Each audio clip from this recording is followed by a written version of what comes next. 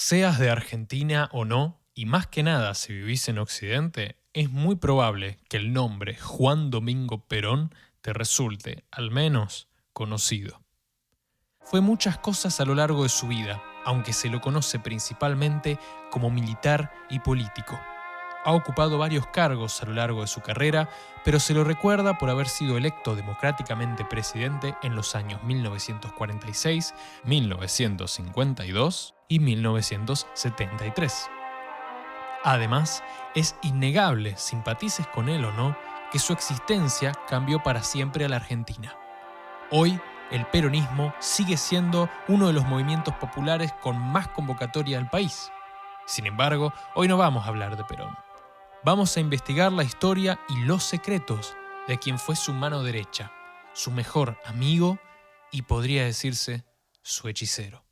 Vamos a desentrañar los secretos de José López Rega.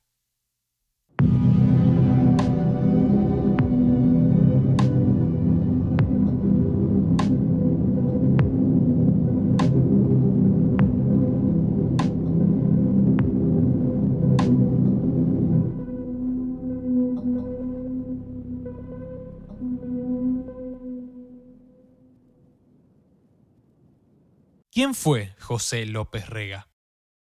Desde que escuché por primera vez la historia de López Rega, apodado El Brujo, siempre me fascinó la idea de que una figura política de tal importancia tuviera tales conexiones con el ocultismo y que además fuera tan abierto al respecto. Sin embargo, no fue con esta fama que comenzó su carrera.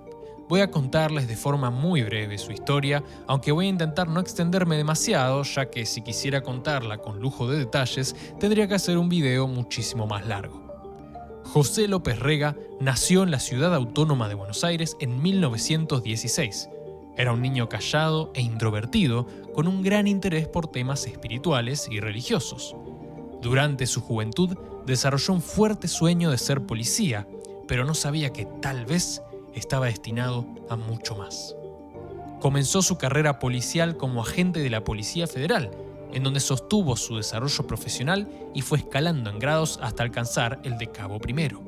Posteriormente se retiró de su cargo, y no fue hasta 1965 que comenzaría su vínculo con Juan Domingo Perón. En el año 1955 se produjo en Argentina la Revolución Libertadora, un proceso dictatorial cívico-militar cuyo objetivo era derrocar al presidente Perón. No solo fue derrocado, sino que tanto él como el movimiento peronista fueron proscriptos, es decir, la sola mención de su nombre era considerado delito. Por ese motivo, Perón se vio obligado al exilio para garantizar su seguridad.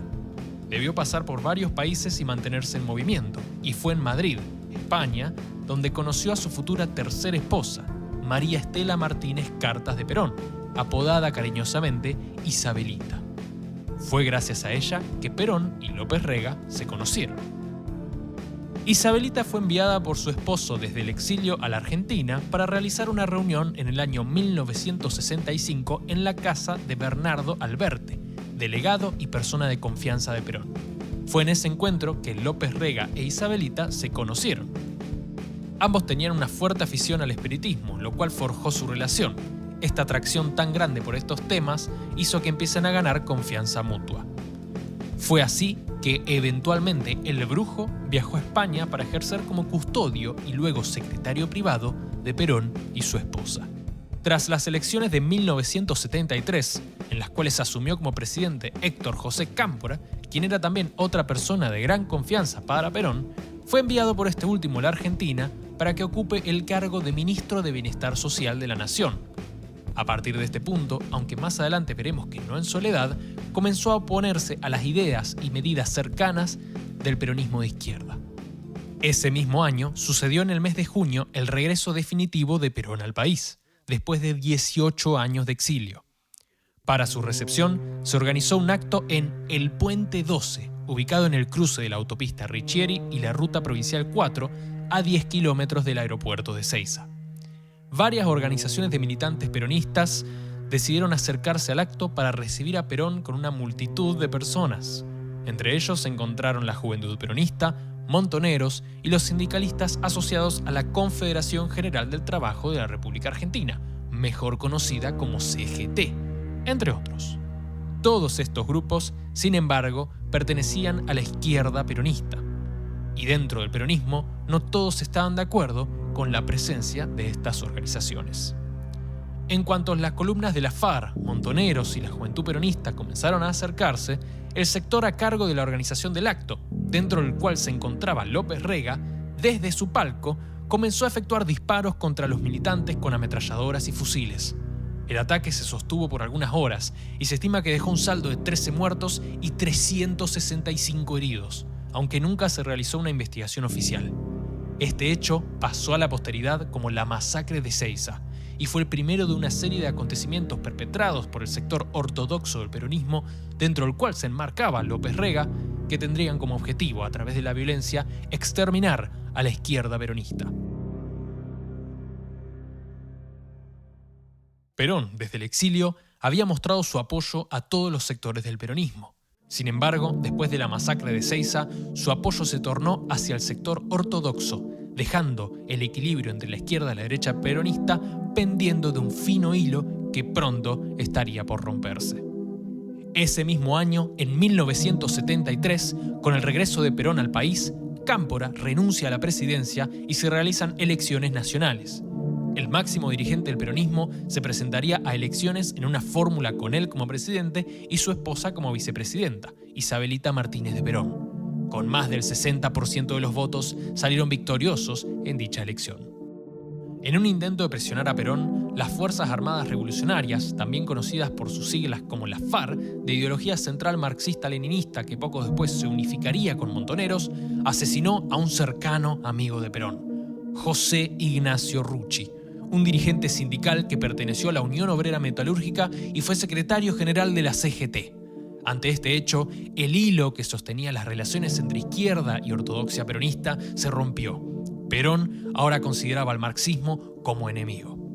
Aún en 1973, López Rega, quien aún estaba ejerciendo el cargo de ministro de Bienestar Social, con el apoyo de la CIA y un grupo secreto del que hablaré más adelante, organizó una fuerza parapolicial dentro del gobierno y con sede en su ministerio llamada Alianza Anticomunista Argentina, mejor conocida como la AAA. Con clara alineación anticomunista y de ultraderecha, las principales técnicas utilizadas por la organización referían al secuestro, asesinato, desaparición, tortura y violación de personas sospechosas de tener ideas de izquierda. En este proceso fueron asesinados artistas, políticos, intelectuales y sacerdotes, entre otros. En fin, buscaban eliminar a la izquierda. Las prácticas represivas de la AAA continuaron expandiéndose y multiplicándose hasta el golpe de Estado de 1976, impulsado por Jorge Rafael Videla, quien se convirtió en presidente de facto, o mejor dicho, en dictador. Emilio Eduardo Macera, ambos miembros de la Junta Militar, entre otros. Por el momento voy a cortar la historia acá. Del golpe del 76 puede hablarse muchísimo, pero no viene a fines de este video. En cambio, ahora deseo contarles acerca del grupo secreto que mencioné en varias ocasiones anteriormente. Resulta que en 1973 el Brujo fue iniciado en una logia pseudo-masónica secreta italiana en la que se encontraban también varios otros argentinos, muchos de ellos peronistas. Incluso formaba parte también Emilio Macera, quien mencionamos anteriormente como uno de los principales impulsores del golpe del 76. Hasta el mismo Perón fue iniciado en ella en cierto momento. Esta organización se infiltró en Argentina a través de López Rega y comenzó a interferir ideológica y financieramente en sus decisiones. Esta organización se llamaba Propaganda Due.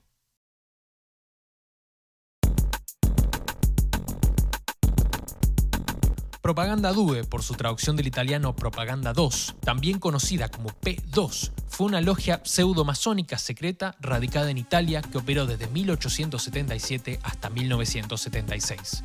Entre sus miembros se encontraban políticos, militares, sindicalistas, docentes y demás, tanto de Italia como de Brasil, Uruguay y Argentina. Dirigida en ese momento por el gran maestre Licio Gelli, también conocido como el hombre de las 1000 caras y el titiritero siniestro, buscaba también, entre otras cosas, la eliminación del comunismo y el impulso del sustento económico de sus miembros. Mucho puede hablarse sobre los actos de esta oscura organización, pero hoy nos vamos a centrar en los sucesos que la relacionaron con López Rega. Sin embargo, quiero aclarar que se llama esta logia pseudo-masónica porque aunque comenzó como una logia reconocida por el llamado Gran Oriente de Italia, al encontrar varias controversias y actos criminales en la P2, le quitaron su reconocimiento oficial como logia masónica. A esta altura, ya conociendo la gran afición de López Rega por lo oculto, lo esotérico y lo espiritual, no debería extrañar que cuando él y Gelli se conocieron en 1973 en el Hotel Excelsior de Roma, López Rega quedó absolutamente maravillado con el poder esotérico de la P2. Además del simbolismo masón, esta logia tenía poder en muchos lugares del mundo y buscaba infiltrarse cada vez más en los gobiernos y en las decisiones económicas de los países sobre los que operaba. Gelli tenía un talento innato para detectar oportunidades. Sabía reconocer personas que serían útiles a la organización y a sus intereses, y López Rega era exactamente la conexión que necesitaba con Perón y con Argentina para continuar con su objetivo de exterminar al comunismo. De esta manera, el carismático líder italiano comenzó a ejercer su rol de titiritero en el gobierno, y sería clave para los hechos que sucedieron en la siguiente gestión peronista. De hecho, tal fue así que Perón comenzó a tener más en cuenta las recomendaciones de la P2 en términos estratégicos y de cargos en el gobierno que a las de sus seguidores de izquierda peronista. Los intereses de la P2 continuaron tomando fuerza dentro del gobierno y fueron de hecho quienes impulsaron la creación de la AAA junto a la CIA para continuar con el objetivo principal de la organización, una vez más el exterminio del comunismo, todo con el aval de un Perón que comenzaba a debilitarse. Habrán escuchado hablar de Eva Duarte Perón, mejor conocida como Evita. Ella fue la segunda esposa de Perón, pero su rol en la historia argentina trasciende a quien fue su marido. Ella fue quien impulsó y consiguió la ley de sufragio femenino en 1947, logrando que las mujeres puedan participar en las elecciones democráticas con su voto. Fundó además la Fundación Eva Perón, a través de la cual se construyeron hospitales y escuelas, y fue una luchadora abocada a los derechos sociales y laborales. Sin embargo, su vida fue corta. En 1952, con tan solo 33 años, falleció a causa de cáncer de cuello uterino. Su cuerpo fue embalsamado y preparado para descansar en la CGT, en donde se comenzaron las obras del Monumento al Descamisado, en base a una idea que ella había tenido con el plan de que sea su tumba definitiva. Sin embargo, en 1955, con la Revolución Libertadora, su cadáver fue secuestrado y mantenido oculto durante 16 años en varios lugares, incluso fuera de Argentina. Se preguntarán por qué ha salido este tema a colación. Verán, después de todos esos años y con Perón de nuevo en el poder, en 1971 Licio Gelli visitó a Perón en su hogar en Madrid, antes de su regreso definitivo a la Argentina. Le prometió entregarle el cuerpo de Evita en 3 días. Y así fue.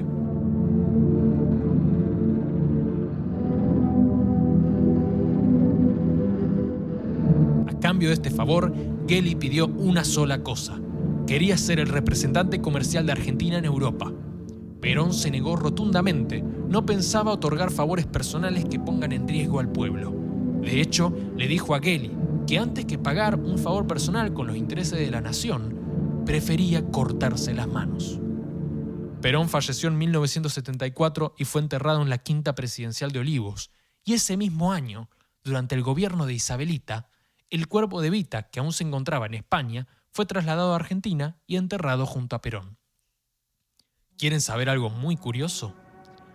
Ese mismo año le fue concedida a Gelli la ciudadanía argentina y un cargo comercial en la Embajada Argentina en Roma. En 1987 la tumba de Perón fue profanada. ¿Y saben qué es lo que le hicieron a su cuerpo? Le cortaron las manos. Ahora sí, por el momento terminamos la clase de historia. Creo que es importante aclarar que los contenidos explayados en estos 2 primeros apartados del video fueron obtenidos de varias fuentes y como todo material referido a historia, está siempre sujeto a debate y conversación. Por eso mismo aclaro que no soy historiador y si brindé algún dato erróneo, estoy más que dispuesto a conversarlo. Consideré pertinente presentar una introducción de la vida de López Rega y su relación con la P2 para comprender un poco más cómo fue su pensamiento y su rol. A continuación, comenzaremos a hablar sobre su pensamiento esotérico, motivo principal por el que tuve intenciones de hacer este video. Pero antes tenemos que entender qué es el esoterismo.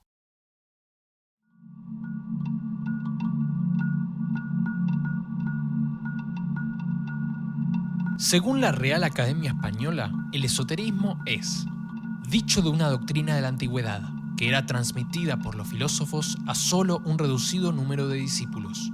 Aunque esta definición es claramente correcta, hay más que se puede indagar acerca de este término. La palabra esoterismo viene del griego esoteros, que puede traducirse como de dentro, interior, íntimo. Se lo suele utilizar como un término para englobar todos aquellos conocimientos, prácticas, tradiciones o ritos que siguen una forma de enseñanza y transmisión basada en la lógica del secreto, del oculto y de los símbolos de difícil comprensión o acceso. Su objetivo, podría decirse, es entender al mundo y a las personas a partir de sus causas internas, siendo su contraparte el exoterismo, que, al contrario, es completamente abierto en su enseñanza y transmisión y que se centra en las causas externas. Ahora bien, a diferencia de la creencia popular, no hay una asociación directa entre aquello que es esotérico y lo místico o mágico. Sin embargo, es cierto que en la búsqueda de las causas internas han surgido corrientes filosóficas y religiosas que se adentran en esos temas. Por eso, aunque no siempre, muchas veces en las enseñanzas esotéricas es fácil confundir ciertas simbologías que hacen referencia a un nivel racional con una expresión mágica. Nuevamente, no siempre que hablamos de esoterismo hablamos de magia. Lo que todas las doctrinas esotéricas tienen en común, entonces, es una sola cosa: están ocultas. No cualquiera puede acceder a ellas, e incluso muchas de ellas requieren de un proceso de iniciación y aceptación, el cual no todo el mundo podría llegar a pasar. Los principales ejemplos de las enseñanzas esotéricas modernas para ayudar a entender bien su concepto son la masonería, la alquimia y, adelanto una disculpa por la pronunciación, el budismo vajrayana.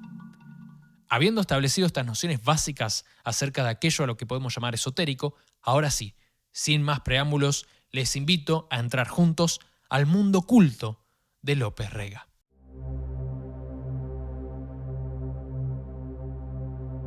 Se abre ante vuestros ojos un mundo enteramente nuevo y extraordinario. Es el mundo de los secretos develados a la luz de la astrología, tal como nadie lo hiciera anteriormente. Con estas frases, López Rega inicia esta obra en el prefacio. Veremos inicialmente la estructura básica del libro y luego entraremos en detalles en sus temáticas principales. Sin embargo, como ya vimos un pequeño vistazo del prefacio, terminemos con eso primero. En él, el autor nos va a mencionar que la sabiduría de la astrología refiere a conocimientos develados por lo que él llama iluminación espiritual, de personas cuya finalidad de existencia era generar una mayor armonía entre la humanidad y las leyes divinas. Sin embargo, estos conocimientos que se pasaron de oído a oído pronto cayeron en las manos equivocadas y, según él, fueron utilizados a lo largo de los años como medio para esclavizar a la humanidad. En este punto tenemos una primera idea de su perspectiva espiritual, y seguido de lo anterior menciona que Dios, plenamente justo, oscureció las mentes de aquellos que se creyeron dueños del conocimiento divino, quienes se olvidaron de que, y cito, la mayor sabiduría no reside en archivar tesoros y enseñanzas bajo las 7 llaves secretas, sino abrir los 7 sellos del alma en servicio de la humanidad en nombre de aquel que es sabio. Esto suena muy confuso en este momento, pero no te preocupes, ya vamos a volver.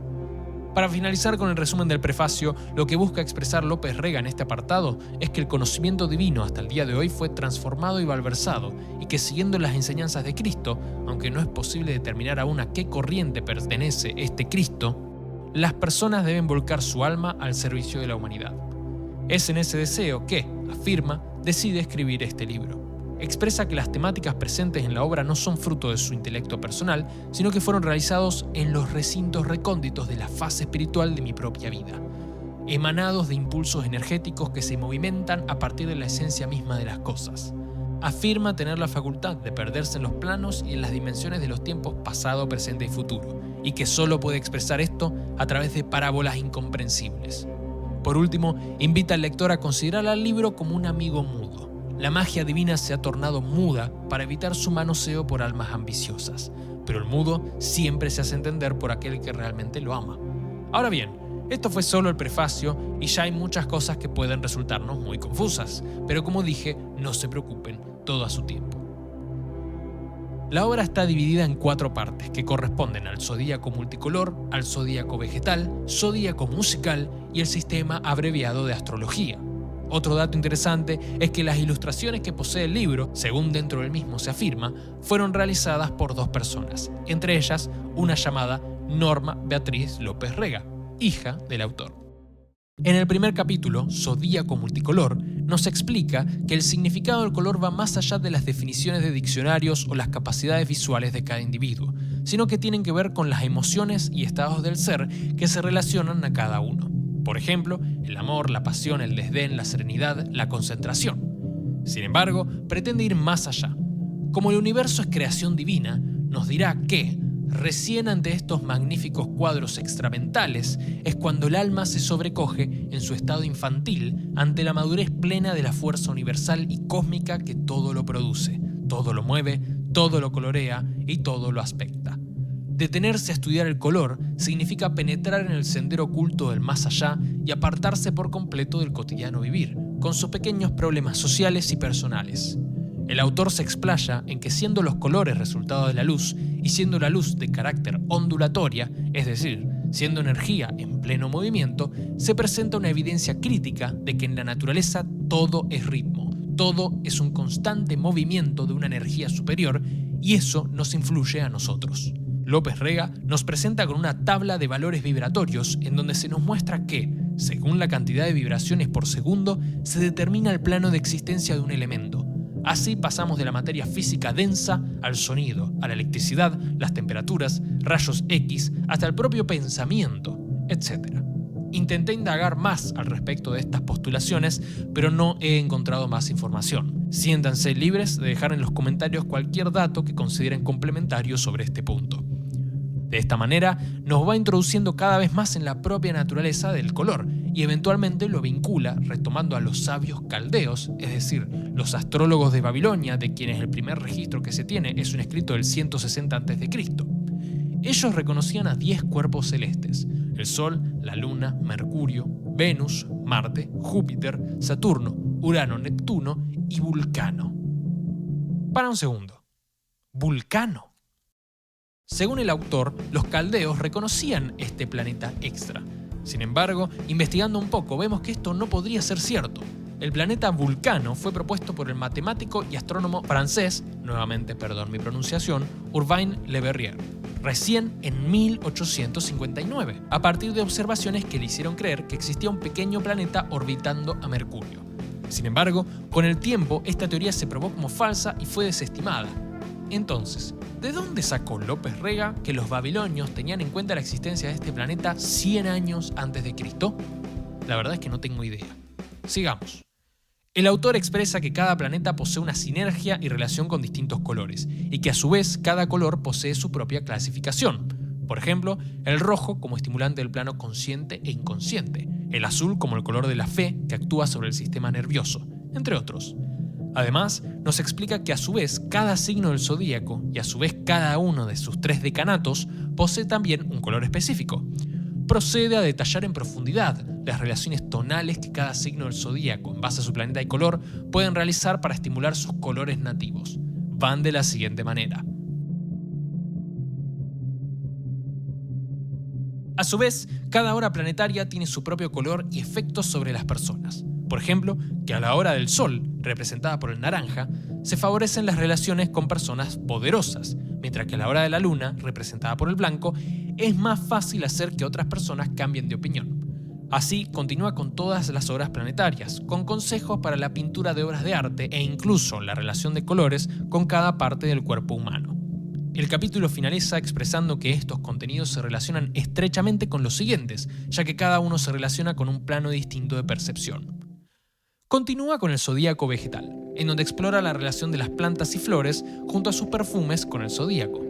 Al igual que con los colores, explica que estos están relacionados a sensaciones y que son utilizados con fines específicos por los seres humanos, y expresa que de esta manera, la naturaleza concentra en la salvia de las plantas la misma fuerza cósmica que el hombre lleva en su sangre caliente, pero con la diferencia enorme que el ser humano, por ser realizado a imagen y semejanza de la divinidad, posee la individualidad.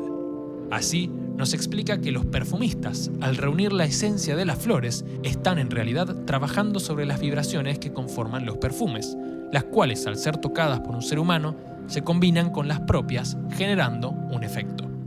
Al igual que con los colores, el libro nos detalla la afinidad de cada signo zodiacal con un vegetal específico.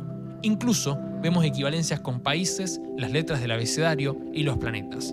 De esta forma, según expresa López Rega, el lector podrá tener un mayor entendimiento sobre los elementos a utilizar para vincularse mejor con lo que él llama las vibraciones del cosmos.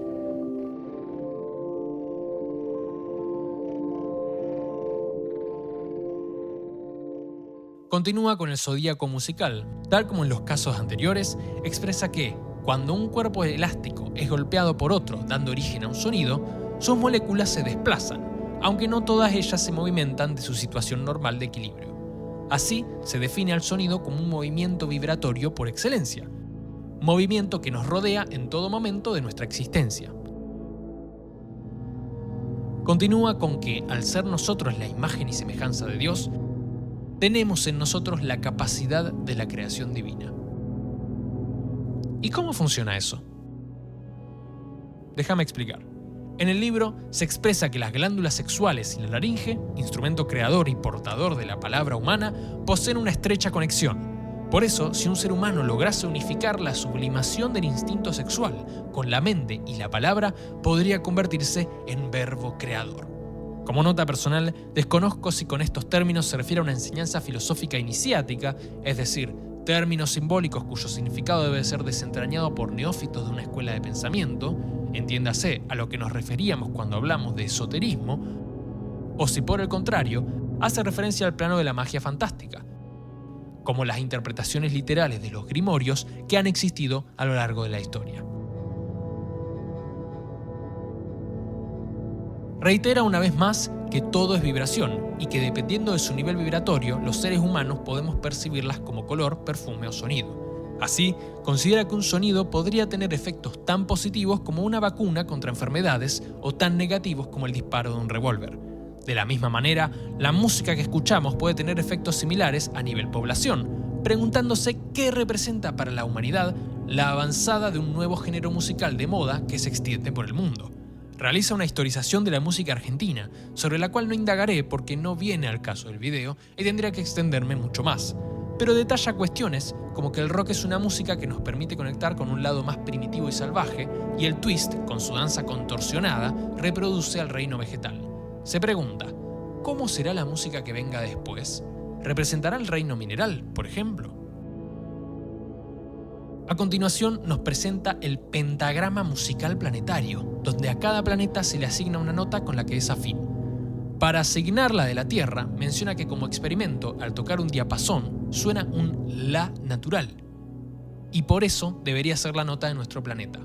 A partir de esa información se permite elaborar la siguiente escala musical planetaria. A la vez asigna al pentagrama su propio simbolismo, en donde cada sección del mismo implica un plano de existencia.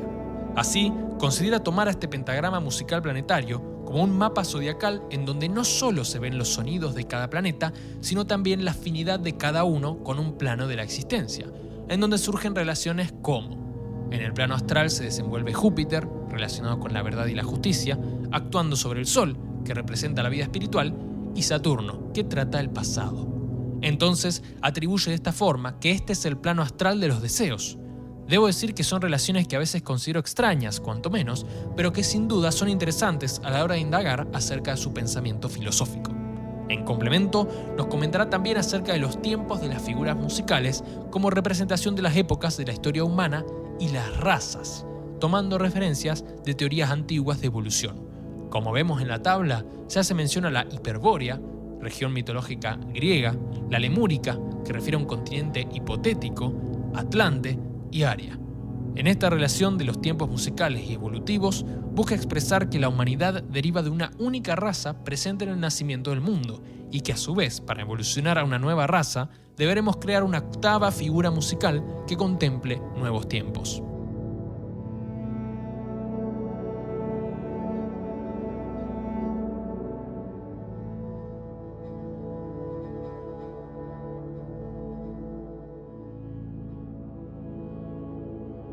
Adjunta además la expresión de las triplicidades astrológicas, unión de los signos por un elemento de la naturaleza en grupos de 3, que forman a su vez tríadas musicales. Finalmente, vemos ya las correspondencias zodiacales y musicales con los países, días y letras, incorporando un ejemplo práctico para entender cómo escribir musicalmente una palabra. Así sería mi nombre.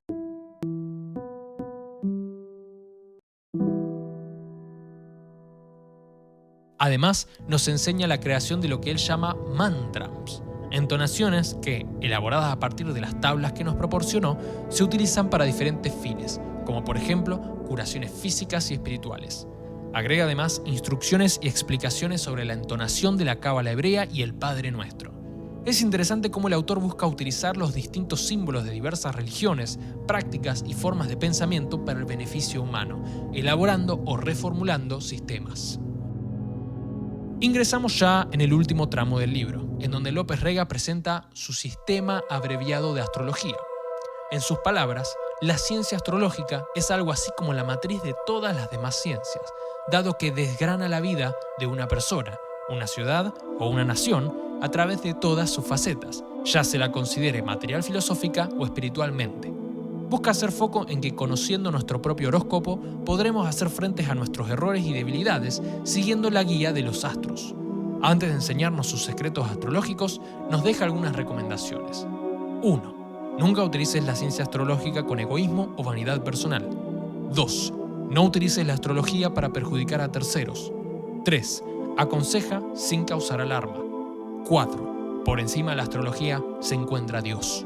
5. Guarda los secretos de los demás. 6. No mercantilices estos conocimientos. 7. No predigas la muerte de nadie. 8. Si el horóscopo es negativo, usa el optimismo. 9. Trabaja la astrología en el secreto de tu intimidad. 10. Antes de realizar un horóscopo, serena tu espíritu. Luego, nos explica que el zodíaco es una circunferencia de 360 grados, dividida en 2 espacios, llamados casas astrológicas, en donde se encuentran los signos del zodíaco, los cuales llevan el siguiente orden en el sentido contrario a las agujas del reloj, y se hallan bajo la regencia de determinado planeta. A partir de aquí, expresa una complicada serie de pasos matemáticos a partir de los cuales obtener lo que él llama hora sideral. Para hacerlo más claro, la palabra sideral se relaciona con lo sidéreo, que hace referencia al tiempo medido por el movimiento diurno aparente del equinoccio vernal, el cual se aproxima al movimiento de las estrellas. La principal diferencia con el tiempo solar, que es el que usamos en nuestro día a día, es que mientras en este último el mediodía es cuando el Sol se encuentra en su cenit, el día sideral dura ligeramente menos que el día solar. En vez de 24 horas, se estima que dura aproximadamente 23 horas y 50 minutos. En resumen, es una unidad de tiempo distinta basada en la percepción de las estrellas desde la Tierra, entiéndase, al moverse esta por su órbita. Créanme, desarrollar más este tema es enrollarse demasiado. Lo que nos quiere enseñar el autor es que con esta hora sideral podemos realizar una tabla de congruencias zodiacales entre casas, latitudes terrestres y grados del círculo zodiacal que permita leer el horóscopo de un individuo.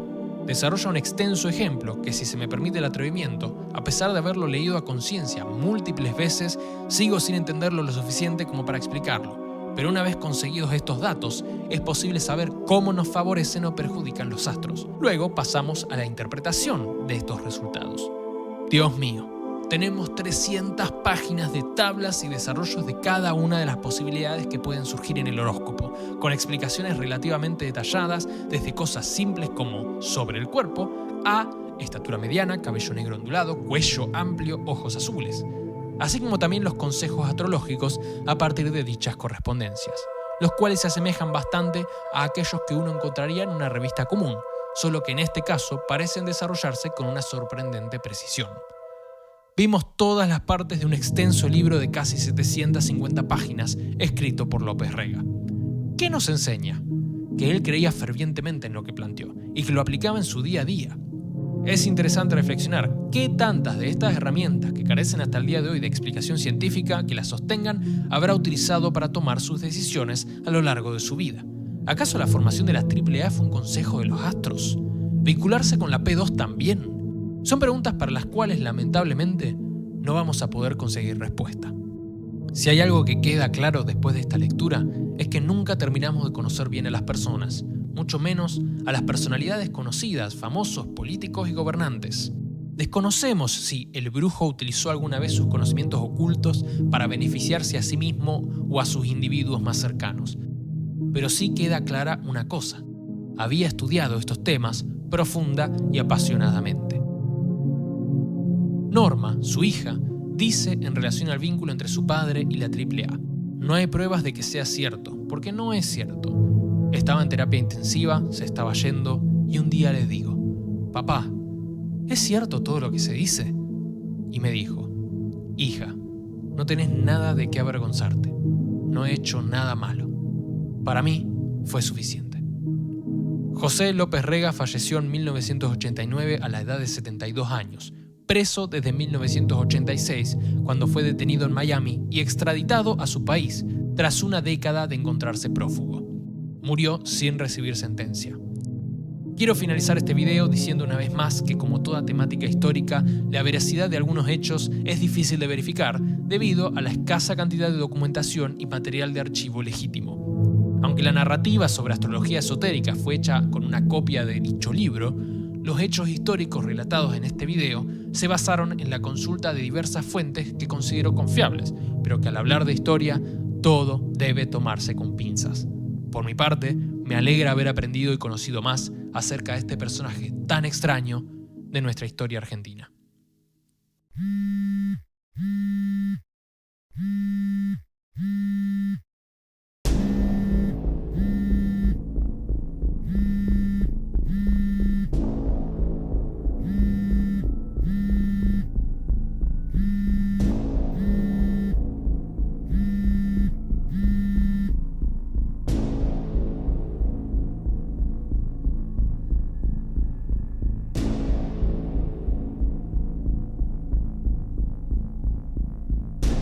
Muchas veces dijeron que él era masón, que era esto, que era lo otro. Mi esposo no fue nunca nada de eso. Yo soy maestro Rosacruz. ¿Cómo? Yo soy maestro Rosacruz. Yo soy un alquimista. Yo puedo convertirlo en un sapo si quiero. No quiero nomás porque es demasiado amable es usted. Yo hice todas mis iniciaciones en Ginebra y en Francia. Yo cantaba los sonidos en la logia. Yo, acá presente.